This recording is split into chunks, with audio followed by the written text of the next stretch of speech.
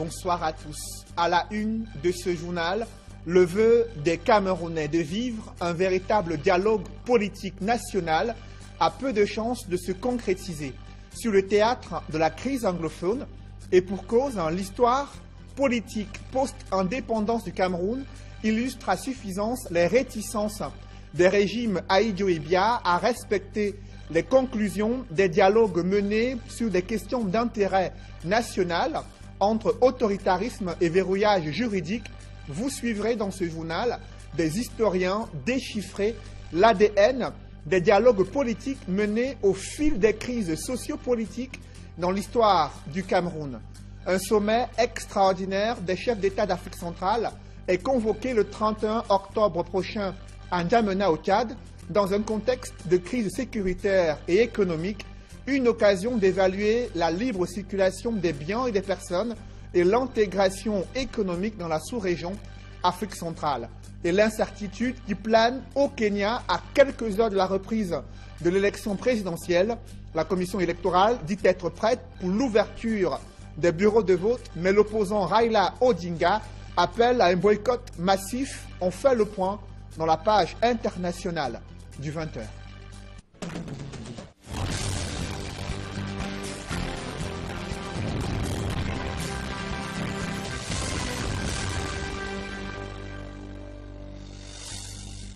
Merci de suivre cette édition complète de l'information sur Equinox Télévision. D'abord, ces réactions mitigées après la suspension d'une agence de voyage pour une durée de 3 mois en raison de l'implication de ces bus et chauffeurs dans une série noire d'accidents mortels.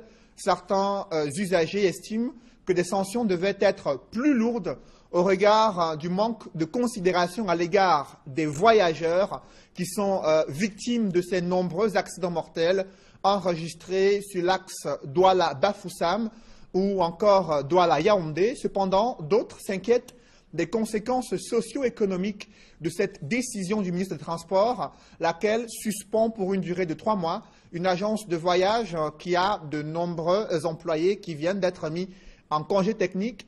Et depuis hier soir, aucun voyage n'a été effectué par cette agence générale Express Voyage. C'est le constat que font nos reporters Julie Nguenyondé, Innocent Abega et Mitterrand Dam. Ambiance peu ordinaire au siège de l'agence générale Voyage, située au quartier Bepanda, dans l'arrondissement de Douala 5e. Au lendemain de la sortie du ministre des Transports, ordonnant la fermeture de cette agence pendant une période de 3 mois, les réactions sont mitigées. Certains usagers saluent cette décision de l'autorité administrative. J'exagérais sur le transport, ces gens-là. J'aurais voulu qu'on donne 1 an que de donner 3 mois que le ministre a donné. Le ministre n'a qu'à appuyer sur ce qu'ils ont fait pour donner la sanction. S'il se basait sur ce qui s'est passé à Mombo, à Bafoussam, vous voyez, au cours d'un an, en général, tu combien de personnes? C'est vrai que la route aussi a le problème, mais il ne faut pas dire que c'est la route qui est la cause. C'est normal, la sanction est bien normale.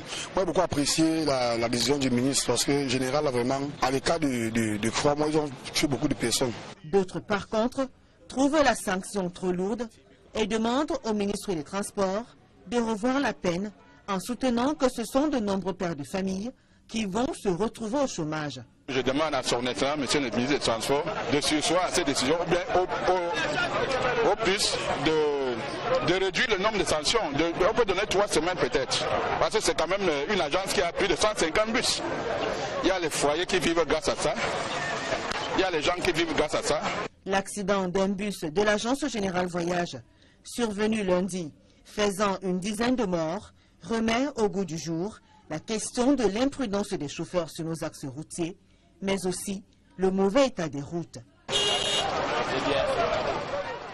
C'est un spectacle hideux auquel assistent les populations résidentes à Bafoussam. La place des fêtes est dans un état de délabrement avancé. Pourtant, c'est le lieu où se célèbre l'unité nationale. Mais l'entretien de ces infrastructures routières est loin d'être effectué à la hauteur des attentes. C'est le constat que font Dallas Kana et Jean-Paul Fugnat dans ce reportage. Rituel du 14 juillet de chaque année, le peuple français célèbre sa fête nationale sur les Champs-Élysées, la plus belle avenue de Paris. 20 mai au boulevard de l'Unité, les habitants de la capitale Yaoundé, en communion avec le président Paul Biya, autour de la fête nationale, sur une place des fêtes parée de ses plus belles couleurs. À Yaoundé, le grand soin et la netteté des lieux traduisent le symbole fort et l'importance dédiée à cet événement. Mais le démembrement de cette cérémonie d'envergure nationale dans des villes comme Bafoussam se déroule sur une place des fêtes délabrée. Je suis choqué par rapport à ce que je vois à Bafoussam. Parce que vraiment la place des fêtes là ne ressemble en rien. On ne peut pas avoir de satisfaction en défilant sur une route comme celle-là, comme celle que vous voyez là. Par ces moments de caprice du ciel, ce n'est pas du tout le beau temps après la pluie à la place des fêtes de Bafoussam. Face à la dégradation de la chaussée à cet endroit, l'espace du défilé s'est réduit, empêchant de grandes parades civiles et militaires d'aller jusqu'en bout de piste. Nous sommes les citoyens, il faut qu'on cherche à remédier nos problèmes. Au moins le boulevard devant nous ici là. Au-delà des fêtes nationales célébrées ici, des usagers de la route y ont parfois laissé des plumes dans des manœuvres pour esquiver marre d'eau au creux de ces nids de poules parfois insondables. Je suis tombé avec mon passager et le passager s'est levé et dit que ouais, ça entre nous, vraiment, partons seulement. Même je pensais qu'il pouvait encore me dire que donne-moi la du savon pour qu'il lave mon habit parce qu'il était en blanc quand même. Certes, pas du tout pimpant comme les Champs-Élysées le 14 juin à Paris ou encore le boulevard de l'Unité le 20 mai à Yaoundé. La place des fêtes de Bafoussam, bien qu'elle entame l'ardeur et la ferveur des défilants, garde cependant tout le symbole et l'importance des fêtes nationales célébrées ici, tout comme d'autres cérémonies publiques se déroulant en grande pompe sur ces nids de poules gorgés d'eau. L'urbanisation galopante provoque l'anarchie, l'occupation anarchique et illégale des zones marécageuses situées à Yaoundé. Dans le 6e arrondissement, la municipalité a entrepris des contrôles réguliers pour réduire le nombre d'accidents et de catastrophes dans les zones à risque. Cependant, cette stratégie s'avère peu efficace, sans une réponse globale à la problématique du logement décent dans les centres urbains au Cameroun. Élisée Bogba et Marcelin Gansop. L'occupation anarchique des marécages et autres zones à risque est certes le fait de l'ignorance de la loi, de la naïveté des populations et du mauvais jeu des autochtones. Mais elle est aussi la conséquence du laxisme et de l'inertie des pouvoirs publics, qui laissent faire, parfois pendant de nombreuses années, pour ensuite surgir en brandissant la menace des déguerpissements forcés. Que la plupart des zones marécageuses de Yaoundé 6 soient autant colonisées, telle que la mission de sensibilisation a pu le constater, donne une idée du travail de prévention qu'il y a à faire en amont pour mettre les populations sur le droit chemin. C'est un travail qui aurait dû être fait et je pense qu'il vaut mieux tard que jamais.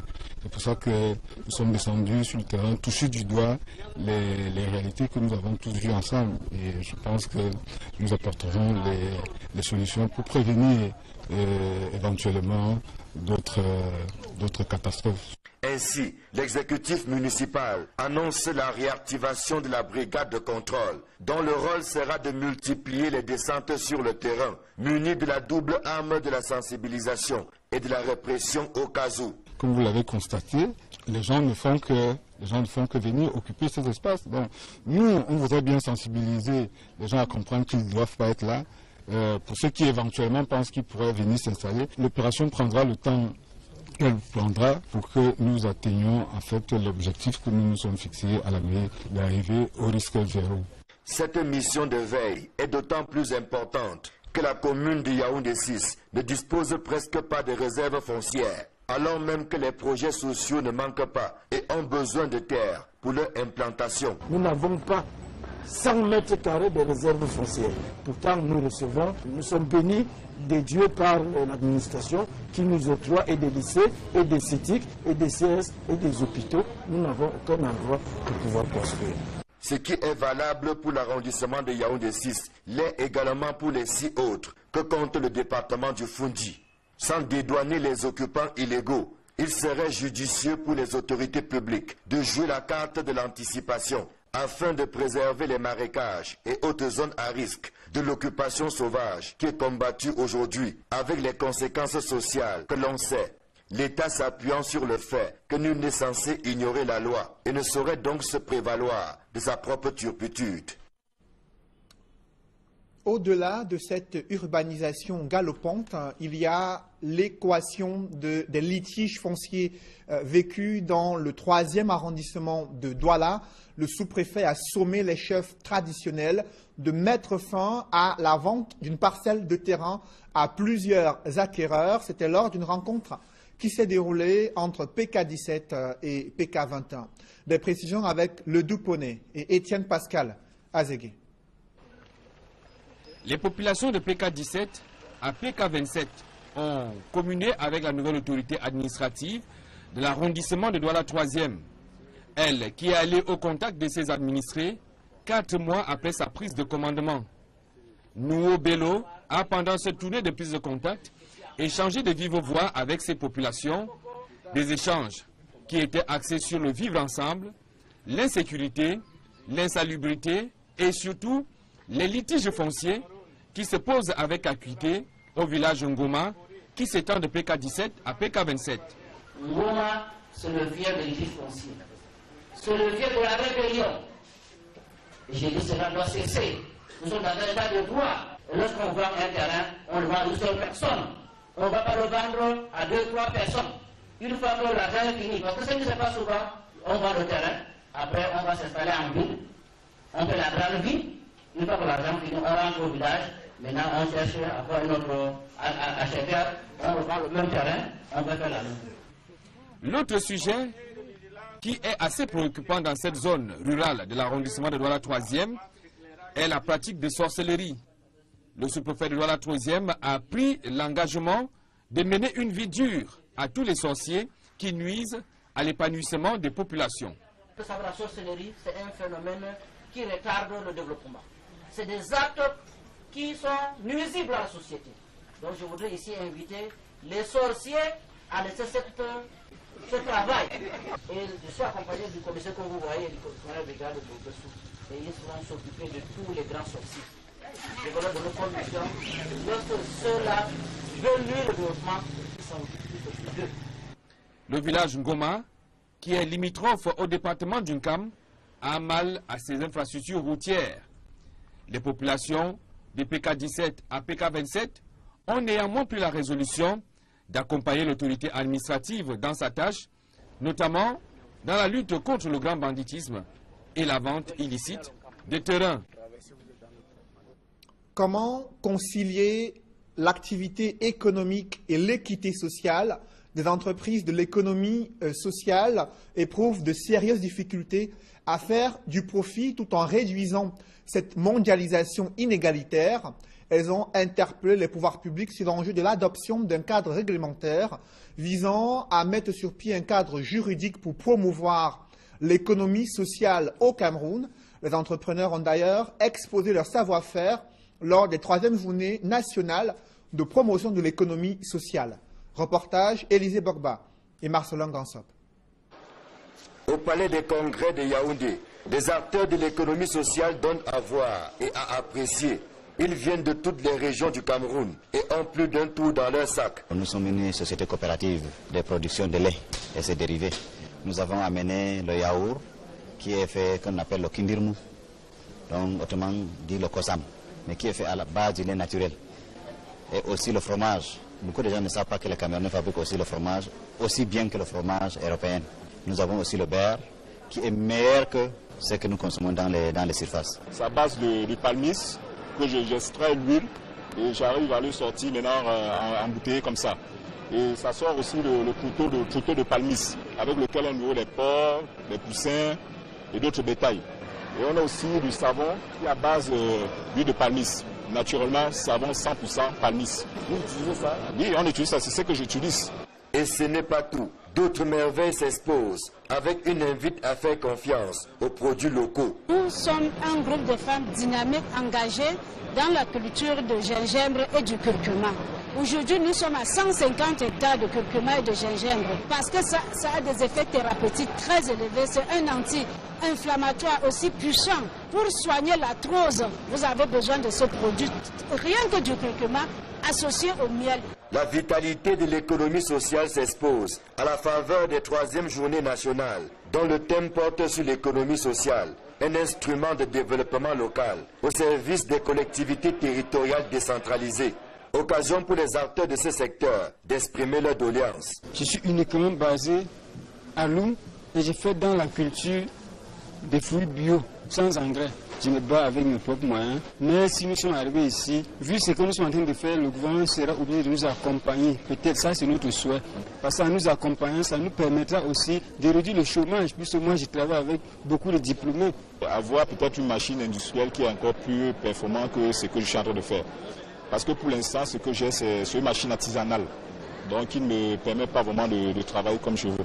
Le défi majeur aujourd'hui est celui de la capitalisation des atouts de l'économie sociale. Celle-ci passe par une bonne fondation juridique.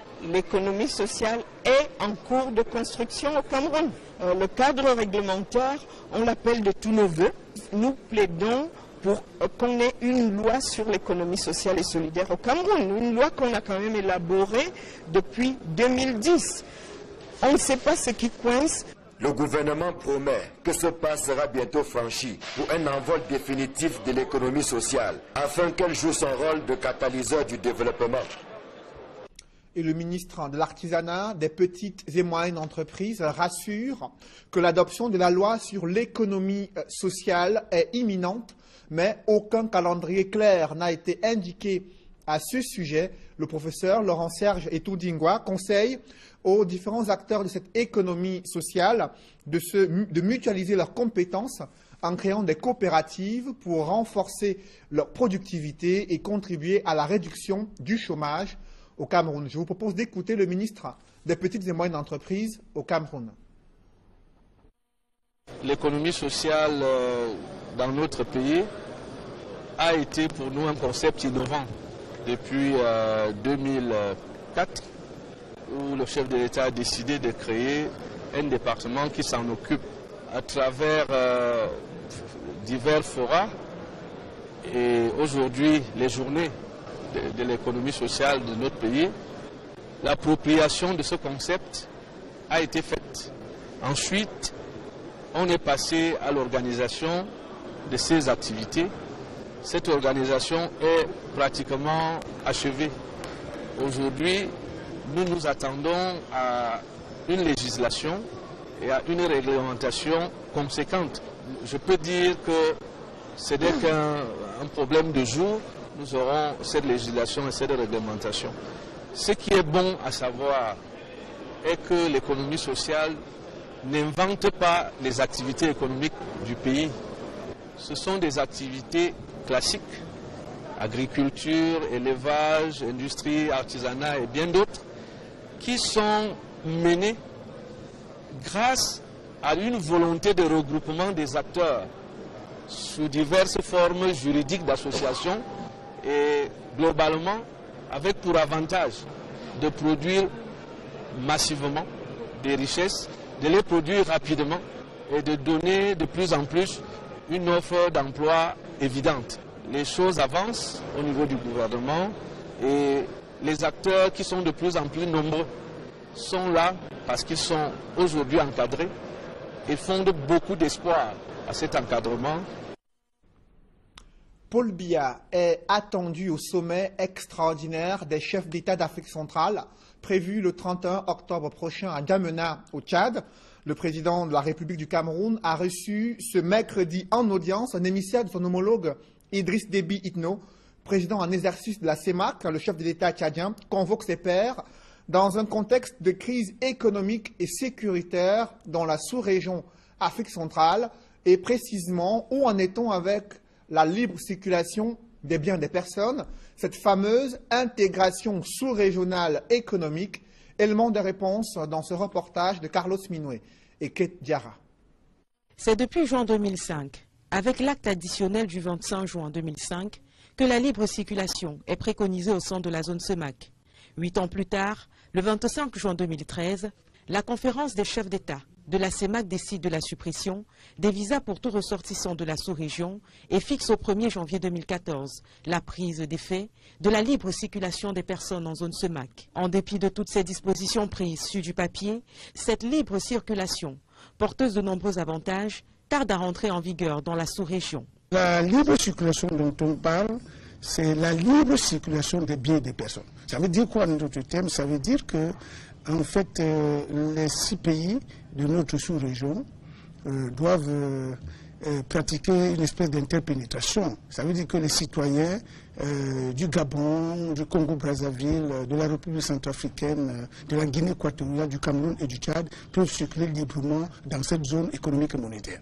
Des 6 pays que compte la sous-région, il y a surtout le Cameroun, qui sur la base d'un principe de réciprocité, facilite déjà la circulation des ressortissants des pays tels que le Tchad, le Congo et la République centrafricaine. Une ouverture que les autres pays ne voient pas d'un très bon œil, cas de la Guinée équatoriale. En fait, c'est d'abord des intérêts économiques qui justifient ces réticences. La CEMAC, c'est d'abord une zone économique et monétaire, où chaque pays a d'abord ses intérêts économiques à préserver. Et vous savez, avec le pétrole qui a enrichi certains de ces États, comme la Guinée équatoriale par exemple... De développer de nouvelles stratégies et techniques sécuritaires, afin d'empêcher la grande envolée du terrorisme dans leurs différents pays. Un commissaire de police a été limogé ce mercredi de son poste. Il s'agit de Luc Sylvain Nyalanké, qui n'est plus à la tête du commissariat de sécurité publique du 14e arrondissement de la ville de Yaoundé. C'est une décision du président de la République du Cameroun. Dans le reste de l'actualité, le gouvernement peine à supporter les critiques des organisations internationales sur la gestion de la crise anglophone, au lieu d'apporter des contre-arguments au rapport accablant de International Crisis Group.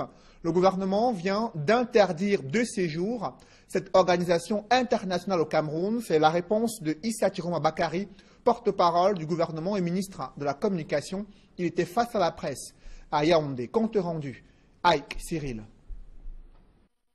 À la suite du dernier rapport de International Crisis Group qui dénonce la gestion faite par les pouvoirs publics de la crise anglophone au Cameroun, le gouvernement réagit en affirmant que l'ONG internationale a basé ses propos sur des faits imaginaires. International Crisis Group s'est livré à un véritable réquisitoire à charge, composé de faits et d'accusations sans aucun fondement, sans le moindre rapport avec la réalité, pour tout dire, de pur ragots en lieu et place d'un rapport objectif basé sur une observation et une analyse contradictoire sur la situation. Tirant les choses au clair, le gouvernement balaie du revers de la main ce qu'il considère comme un rapport à charge de International Crisis Group. Le gouvernement refuse par conséquent l'entièreté des cas d'allégations et rejette totalement autant le rapport d'International Crisis Group du 2 août 2017 que celui publié le 19 octobre dernier. Il en est de International Crisis Group, comme des autres organisations internationales, dont les rapports, selon le gouvernement, servent les intérêts d'officines tapis dans l'ombre et qui travaillent à déstabiliser le Cameroun. Nous avons affaire à une coalition ennemie, liée contre notre pays, et dont la question anglophone, après Boko Haram, n'est qu'un prétexte commode. Mais cette coalition, dont le réseau des ONG, Amnesty International, International Crisis Group, the Human Rights Watch, the Committee to Protect Journalists, du REDAC, le réseau des droits de l'homme en Afrique centrale, ou encore de Reporters sans frontières, pour ne citer que celle-là, n'est que la face visible de l'île. En l'espace de 2 mois, l'ONG International Crisis Group a commis 2 rapports qui épinglent le gouvernement camerounais dans sa gestion de la crise anglophone. Rapports balayés du revers de la main par les pouvoirs publics qui crient à l'acharnement.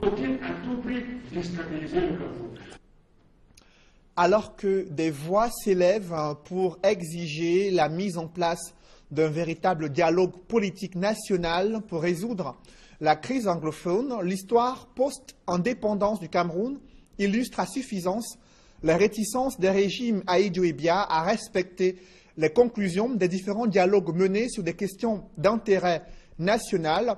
Entre autoritarisme et verrouillage juridique, des historiens ont déchiffré l'ADN des dialogues politiques menés au fil des crises au Cameroun.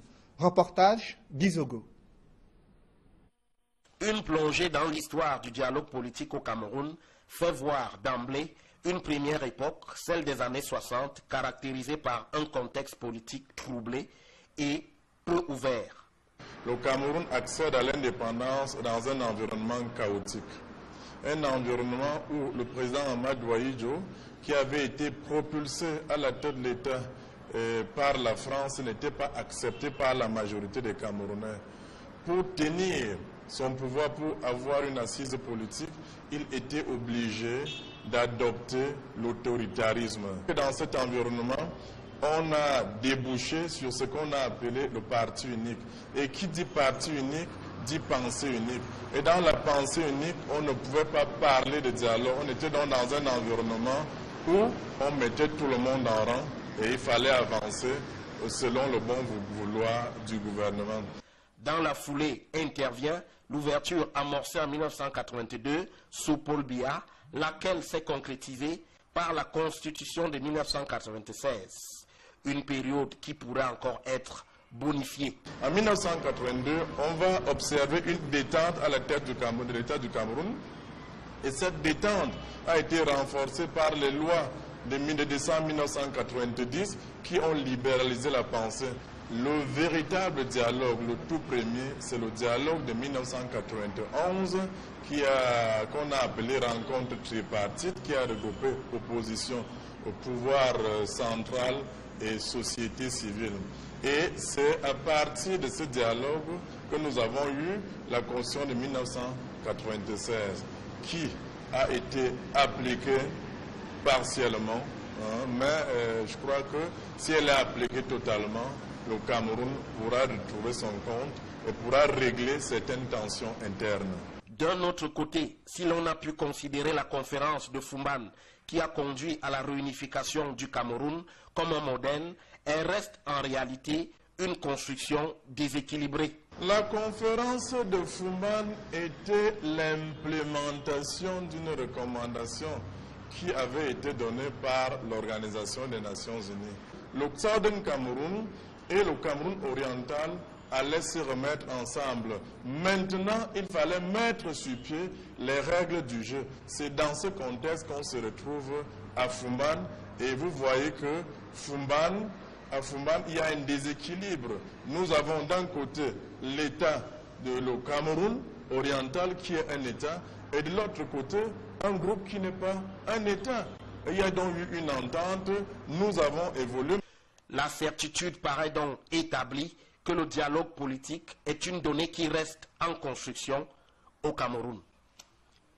Dans l'escale internationale, la situation est très incertaine, étendue à quelques heures de la reprise de l'élection présidentielle au Kenya. Malgré les appels à un report du scrutin, le chef de la commission électorale kenyane a confirmé dans un communiqué publié ce mercredi que le scrutin pour élire le nouveau président aura bel et bien lieu demain, jeudi 26 octobre au Kenya. Il a aussi tenu à mentionner que sa commission a reçu des garanties des autorités kenyanes que la sécurité des électeurs serait garantie et assurée. Dans la foulée, l'opposant historique Raila Odinga a donné des consignes à ses électeurs de boycotter cette reprise des élections prévues demain lors d'un meeting qui s'est tenu ce jour à Nairobi.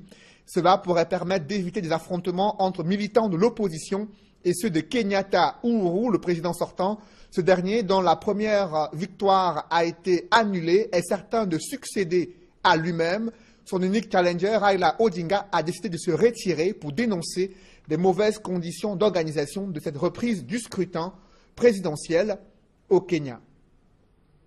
Un public reportage dans ce journal, les collaborateurs de Bolloré Transport et Logistique Cameroun, Avas Africa Cameroun et Sokopao ont offert un forage d'eau potable aux populations de la ville d'Ezeka, forage construit dans l'enceinte de l'hôpital de district de cette localité. Reportage. La cérémonie d'inauguration des ouvrages d'un coût total de 13 millions de francs CFA a eu lieu à l'hôpital de district d'Ezeka dans le département d'Union-Ekele, région du centre Cameroun, en présence du préfet, du sous-préfet, du maire, des notabilités traditionnelles et du directeur de l'hôpital de district d'Ezeka. Les employés de Bolloré Transport et Logistique Cameroun, Avas Africa Cameroun et Sokopao sont allés apporter du sourire aux populations d'Ezeka et commémorer à leur manière l'an 1 de l'accident ferroviaire qui avait causé la mort de 79 personnes et de nombreux blessés. Ce don d'un forage d'eau potable à l'intérieur de l'hôpital de district baptisé Ndap Malep, couplés à une borne fontaine à l'extérieur baptisée Homa Malep, sont le fruit de l'élan de solidarité, de paix et de partage des collaborateurs du groupe Bolloré au Cameroun.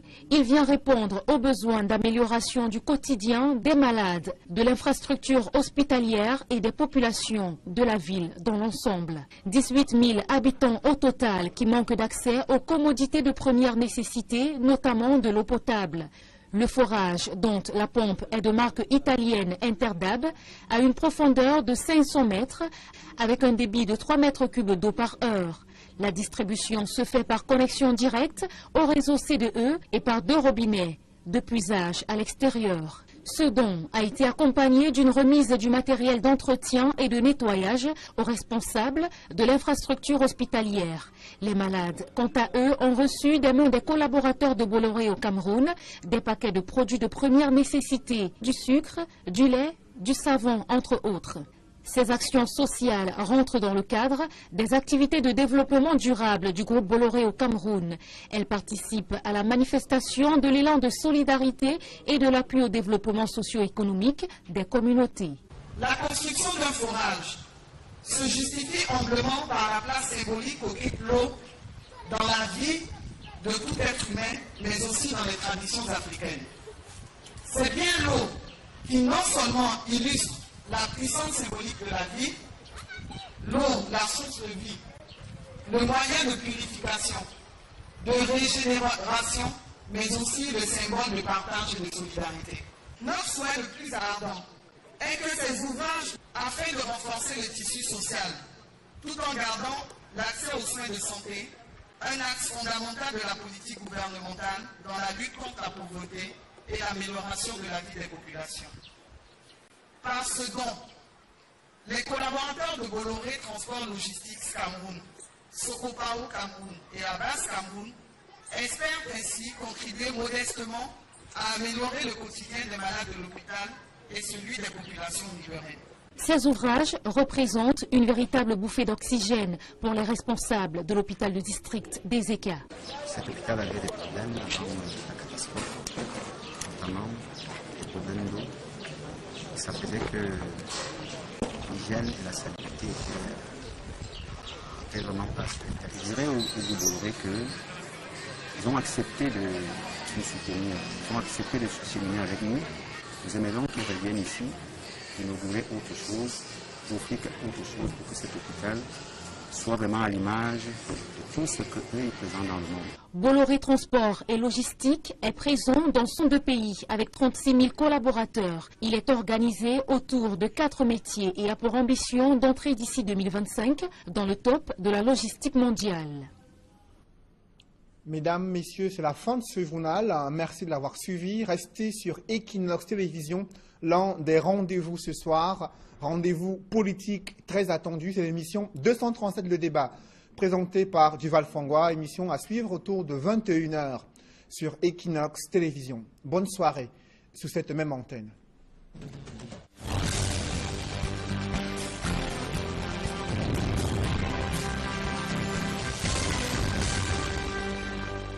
J'extrais l'huile et j'arrive à le sortir maintenant en bouteille comme ça. Et ça sort aussi le couteau de palmis avec lequel on nourrit les porcs, les poussins et d'autres bétails. Et on a aussi du savon qui est à base d'huile de palmis. Naturellement, savon 100% palmis. Vous utilisez ça? Oui, on utilise ça, c'est ce que j'utilise.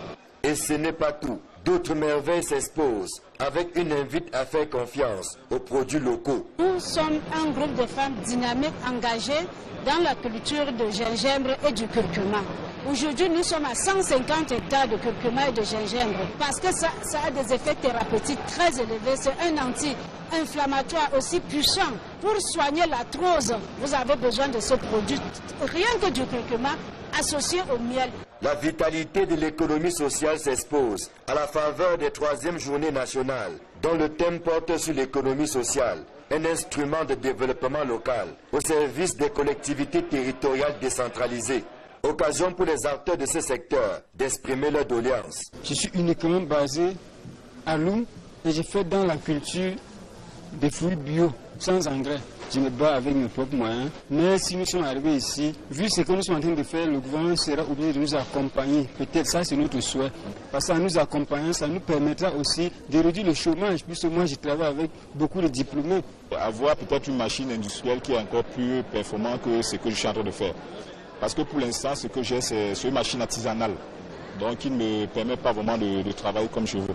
Le défi majeur aujourd'hui est celui de la capitalisation des atouts de l'économie sociale. Celle-ci passe par une bonne fondation juridique. L'économie sociale est en cours de construction au Cameroun. Le cadre réglementaire, on l'appelle de tous nos voeux. Nous plaidons pour qu'on ait une loi sur l'économie sociale et solidaire au Cameroun. Une loi qu'on a quand même élaborée depuis 2010. On ne sait pas ce qui coince. Le gouvernement promet que ce pas sera bientôt franchi pour un envol définitif de l'économie sociale, afin qu'elle joue son rôle de catalyseur du développement. Et le ministre de l'Artisanat, des petites et moyennes entreprises rassure que l'adoption de la loi sur l'économie sociale est imminente, mais aucun calendrier clair n'a été indiqué à ce sujet. Le professeur Laurent-Serge Etoudingwa conseille aux différents acteurs de cette économie sociale de mutualiser leurs compétences en créant des coopératives pour renforcer leur productivité et contribuer à la réduction du chômage au Cameroun. Je vous propose d'écouter le ministre des petites et moyennes entreprises au Cameroun. L'économie sociale dans notre pays a été pour nous un concept innovant depuis 2004. Où le chef de l'État a décidé de créer un département qui s'en occupe à travers divers forats. Et aujourd'hui, les journées de l'économie sociale de notre pays, l'appropriation de ce concept a été faite. Ensuite, on est passé à l'organisation de ces activités. Cette organisation est pratiquement achevée. Aujourd'hui, nous nous attendons à une législation et à une réglementation conséquente. Je peux dire que ce n'est qu'un problème de jour. Nous aurons cette législation et cette réglementation. Ce qui est bon à savoir est que l'économie sociale n'invente pas les activités économiques du pays. Ce sont des activités classiques, agriculture, élevage, industrie, artisanat et bien d'autres, qui sont menées grâce à une volonté de regroupement des acteurs sous diverses formes juridiques d'association et globalement avec pour avantage de produire massivement des richesses, de les produire rapidement et de donner de plus en plus une offre d'emploi évidente. Les choses avancent au niveau du gouvernement et les acteurs qui sont de plus en plus nombreux sont là parce qu'ils sont aujourd'hui encadrés et fondent beaucoup d'espoir à cet encadrement.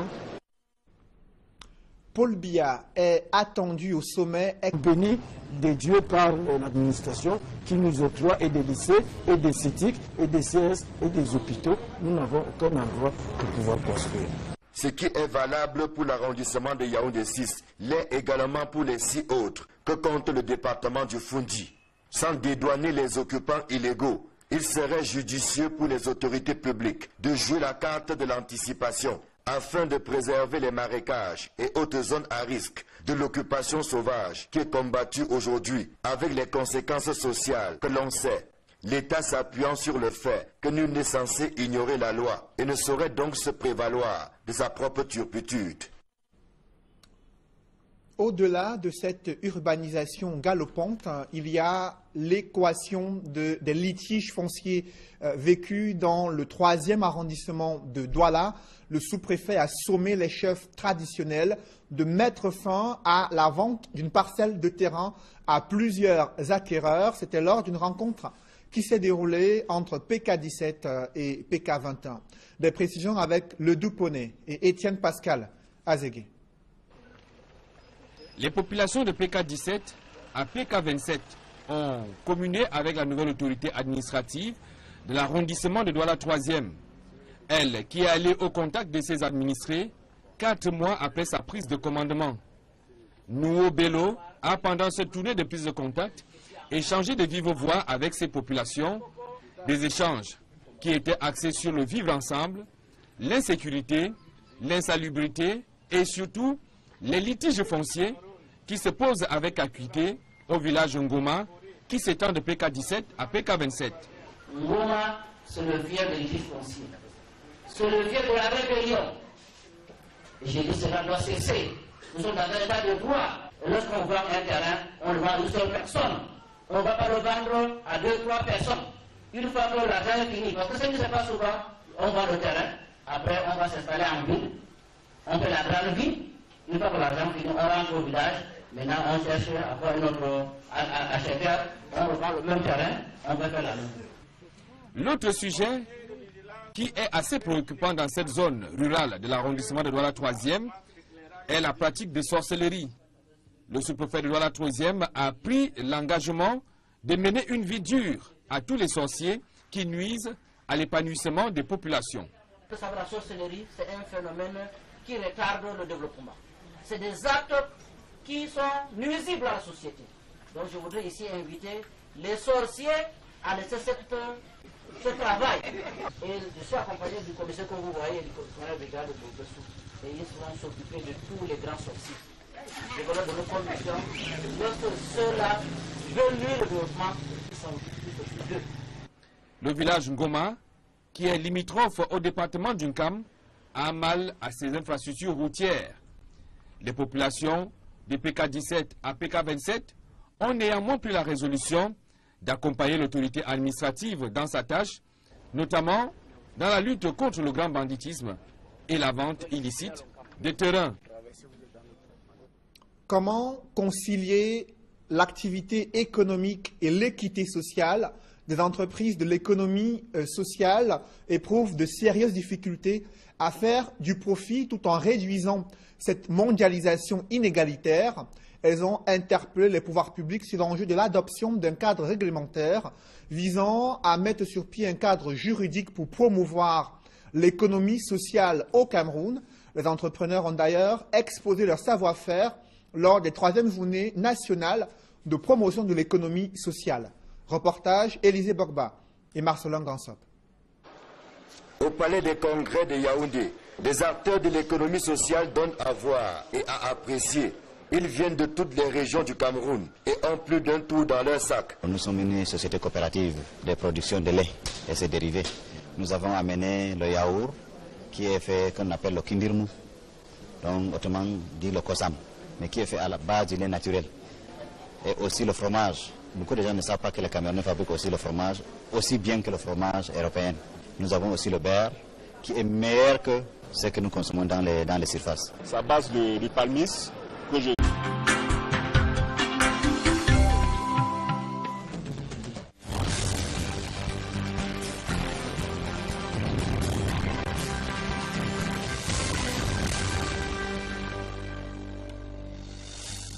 Bonsoir à tous. À la une de ce journal, le vœu des Camerounais de vivre un véritable dialogue politique national a peu de chances de se concrétiser sur le théâtre de la crise anglophone et pour cause, l'histoire politique post-indépendance du Cameroun illustre à suffisance les réticences des régimes Ahidjo et Biya à respecter les conclusions des dialogues menés sur des questions d'intérêt national entre autoritarisme et verrouillage juridique.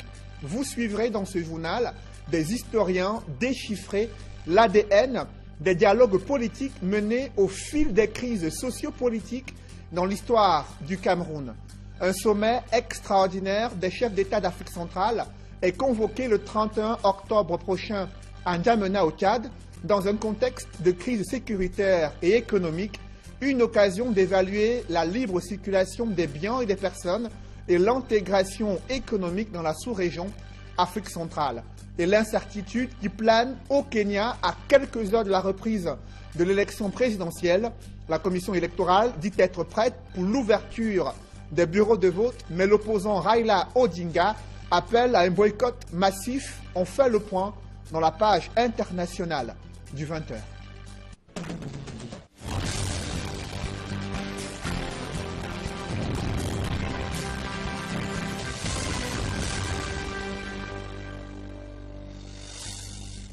Merci de suivre cette édition complète de l'information sur Equinox Télévision. D'abord, ces réactions mitigées après la suspension d'une agence de voyage pour une durée de 3 mois en raison de l'implication de ces bus et chauffeurs dans une série noire d'accidents mortels. Certains usagers estiment que des sanctions devaient être plus lourdes au regard du manque de considération à l'égard des voyageurs qui sont victimes de ces nombreux accidents mortels enregistrés sur l'axe Douala-Bafoussam ou encore Douala-Yaoundé. Cependant, d'autres s'inquiètent des conséquences socio-économiques de cette décision du ministre des Transports, laquelle suspend pour une durée de 3 mois une agence de voyage qui a de nombreux employés qui viennent d'être mis en congé technique. Et depuis hier soir, aucun voyage n'a été effectué par cette agence générale Express Voyage. C'est le constat que font nos reporters Juline Guignondé, Innocent Abega et Mitterrandam. Ambiance peu ordinaire au siège de l'agence générale Voyage, située au quartier Bepanda, dans l'arrondissement de Douala 5e. Au lendemain de la sortie du ministre des Transports, ordonnant la fermeture de cette agence pendant une période de 3 mois, les réactions sont mitigées. Certains usagers saluent cette décision de l'autorité administrative. J'exagérais sur le transport, ces gens-là. J'aurais voulu qu'on donne 1 an que de donner 3 mois que le ministre a donné. Le ministre n'a qu'à appuyer sur ce qu'ils ont fait pour donner la sanction. S'il se basait sur ce qui s'est passé à Mombo, à Bafoussam, vous voyez, au cours d'un an, en général, tu combien de personnes. C'est vrai que la route aussi a le problème, mais il ne faut pas dire que c'est la route qui est la cause. Parce que c'est normal, la sanction est bien normale. Moi, j'ai beaucoup apprécié la décision du ministre parce que, en général, vraiment, à l'état de 3 mois, ils ont tué beaucoup de personnes. D'autres, par contre, trouvent la sanction trop lourde et demandent au ministre des Transports de revoir la peine en soutenant que ce sont de nombreux pères de famille qui vont se retrouver au chômage. Je demande à son excellence, monsieur le ministre des Transports, de surseoir à ces décisions, ou bien au plus de réduire le nombre de sanctions. On peut donner 3 semaines peut-être, parce que c'est quand même une agence qui a plus de 150 bus. Il y a les foyers qui vivent grâce à ça, il y a les gens qui vivent grâce à ça. L'accident d'un bus de l'agence générale Voyage, survenu lundi, faisant une dizaine de morts, remet au goût du jour la question de l'imprudence des chauffeurs sur nos axes routiers, mais aussi le mauvais état des routes. C'est un spectacle extraordinaire des chefs d'État d'Afrique centrale, prévu le 31 octobre prochain à N'Djamena, au Tchad. Le président de la République du Cameroun a reçu ce mercredi en audience un émissaire de son homologue Idriss Déby Itno, président en exercice de la CEMAC. Le chef de l'État tchadien convoque ses pairs dans un contexte de crise économique et sécuritaire dans la sous-région Afrique centrale. Et précisément, où en est-on avec la libre circulation des biens des personnes, cette fameuse intégration sous-régionale économique? Élément de réponse dans ce reportage de Carlos Minoué et Kate Diarra. C'est depuis juin 2005, avec l'acte additionnel du 25 juin 2005, que la libre circulation est préconisée au sein de la zone CEMAC. 8 ans plus tard, le 25 juin 2013, la conférence des chefs d'État de la CEMAC décide de la suppression des visas pour tout ressortissant de la sous-région et fixe au 1er janvier 2014 la prise d'effet de la libre circulation des personnes en zone CEMAC. En dépit de toutes ces dispositions prises sur du papier, cette libre circulation porteuse de nombreux avantages, tarde à rentrer en vigueur dans la sous-région. La libre circulation dont on parle, c'est la libre circulation des biens et des personnes. Ça veut dire quoi, notre thème? Ça veut dire que, en fait, les 6 pays de notre sous-région doivent pratiquer une espèce d'interpénétration. Ça veut dire que les citoyens du Gabon, du Congo-Brazzaville, de la République centrafricaine, de la Guinée équatoriale, du Cameroun et du Tchad peuvent circuler librement dans cette zone économique et monétaire. Des 6 pays que compte la sous-région, il y a surtout le Cameroun, qui sur la base d'un principe de réciprocité, facilite déjà la circulation des ressortissants des pays tels que le Tchad, le Congo et la République centrafricaine. Une ouverture que les autres pays ne voient pas d'un très bon œil, cas de la Guinée équatoriale. En fait, c'est d'abord des intérêts économiques qui justifient ces réticences. La CEMAC, c'est d'abord une zone économique et monétaire, où chaque pays a d'abord ses intérêts économiques à préserver. Et vous savez, avec le pétrole qui a enrichi certains de ces États, comme la Guinée équatoriale par exemple... De développer de nouvelles stratégies et techniques sécuritaires, afin d'empêcher la grande envolée du terrorisme dans leurs différents pays. Un commissaire de police a été limogé ce mercredi de son poste. Il s'agit de Luc Sylvain Nyalanké, qui n'est plus à la tête du commissariat de sécurité publique du 14e arrondissement de la ville de Yaoundé. C'est une décision du président de la République du Cameroun. Dans le reste de l'actualité, le gouvernement peine à supporter les critiques des organisations internationales sur la gestion de la crise anglophone, au lieu d'apporter des contre-arguments au rapport accablant de International Crisis Group. Le gouvernement vient d'interdire de séjour cette organisation internationale au Cameroun. C'est la réponse de Issa Chiroma Bakari, porte-parole du gouvernement et ministre de la Communication. Il était face à la presse à Yaoundé. Compte rendu, Ike Cyril. À la suite du dernier rapport de International Crisis Group qui dénonce la gestion faite par les pouvoirs publics de la crise anglophone au Cameroun, le gouvernement réagit en affirmant que l'ONG internationale a basé ses propos sur des faits imaginaires. International Crisis Group s'est livré à un véritable réquisitoire à charge, composé des faits et d'accusations sans aucun fondement, sans le moindre rapport avec la réalité, pour tout dire, de pur ragots en lieu et place d'un rapport objectif basé sur une observation et une analyse contradictoire sur la situation. Tirant les choses au clair, le gouvernement balaie du revers de la main ce qu'il considère comme un rapport à charge de International Crisis Group. Le gouvernement refuse par conséquent l'entièreté des cas d'indication et rejette totalement autant le rapport d'International Crisis Group du 2 août 2017 que celui publié le 19 octobre dernier. Il en est de International Crisis Group, comme des autres organisations internationales, dont les rapports, selon le gouvernement, servent les intérêts d'officines tapis dans l'ombre et qui travaillent à déstabiliser. Auxquels assistent les populations résidentes à Bafoussam. La place des fêtes est dans un état de délabrement avancé. Pourtant, c'est le lieu où se célèbre l'unité nationale. Mais l'entretien de ces infrastructures routières est loin d'être effectué à la hauteur des attentes. C'est le constat que font Dallas Tiana et Jean-Paul Fugnat dans ce reportage. Rituel du 14 juillet de chaque année, le peuple français célèbre sa fête nationale sur les Champs-Élysées, la plus belle avenue de Paris. 20 mai au boulevard de l'Unité, les habitants de la capitale Yaoundé, en communion avec le président Paul Biya, autour de la fête nationale, sur une place des fêtes parée de ses plus belles couleurs. À Yaoundé, le grand soin et la netteté des lieux traduisent le symbole fort et l'importance dédiée à cet événement. Mais le démembrement de cette cérémonie d'envergure nationale dans des villes comme Bafoussam se déroule sur une place des fêtes délabrée. Je suis choqué par rapport à ce que je vois à Bafoussam. Parce que vraiment la place des fêtes là ne ressemble en rien. On ne peut pas avoir de satisfaction en défilant sur une route comme celle-là, comme celle que vous voyez là. Par ces moments de caprice du ciel, ce n'est pas du tout le beau temps après la pluie à la place des fêtes de Bafoussam. Face à la dégradation de la chaussée à cet endroit, l'espace du défilé s'est réduit empêchant de grandes parades civiles et militaires d'aller jusqu'en bout de piste. Nous sommes les citoyens, il faut qu'on cherche à remédier nos problèmes. Au moins le boulevard devant nous ici là.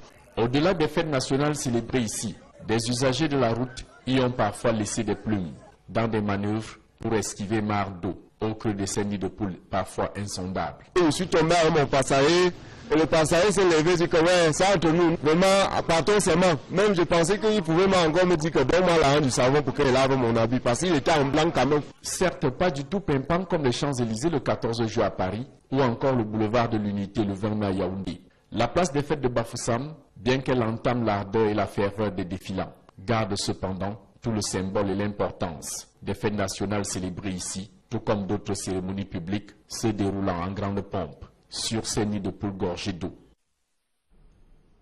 L'urbanisation galopante provoque l'anarchie, l'occupation anarchique et illégale des zones marécageuses situées à Yaoundé.